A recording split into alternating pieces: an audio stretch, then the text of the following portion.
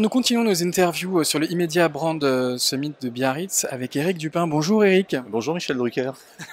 célèbre blogueur sur le blog Presse Citron, mais également de plus en plus présent dans l'univers B2B, l'univers du web marketing.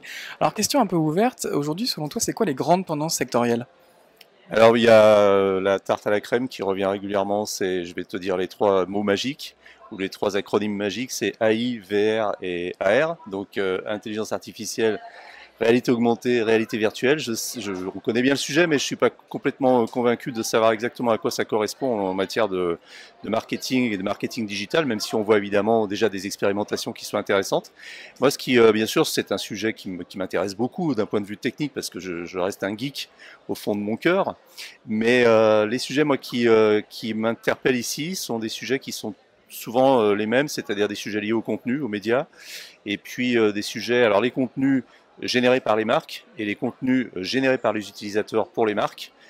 Donc tout ce qui est earned content, qui est une démarche intéressante. On a encore eu des expériences ce matin dans les ateliers.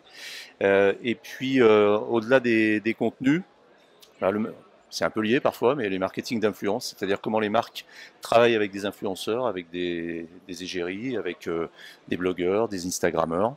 Et voilà les sujets qui sont aujourd'hui sur la conférence. Ça veut dire que les marques doivent devenir à leur tour des médias ou tout simplement travailler avec les nouveaux médias que sont les réseaux sociaux? Alors, il y a les deux. Il y a des marques qui travaillent vraiment avec les médias et qui n'ont pas vocation à devenir elles-mêmes des médias. Mais alors là, j'ai pas d'exemple comme ça tout de suite, mais on a effectivement, on rencontre des marques qui sont devenues elles-mêmes de vrais médias. Alors là, l'expérience dont parlait ce matin une des startups présentes sur un des ateliers, c'était justement comment une marque était devenue un média en faisant travailler sa communauté, notamment d'Instagrammeurs, pour que cette communauté publie des contenus et en utilisant les services de cette startup qui faisait l'intermédiation entre les Instagrammeurs et la marque. Un dernier sujet, le mobile, hein, c'est évidemment un sujet important pour la Mobile Marketing Association. C'est encore une forte tendance du secteur ou c'est devenu une évidence pour tout le monde? Bah écoute, tu vois, ta question, en fait, la réponse est dans ta question parce que j'ai pas parlé de mobile parce que pour moi c'est une telle évidence que j'en parle plus. Enfin, théoriquement, c'est même plus un sujet. Alors cela dit, oui, ça reste un sujet quand même.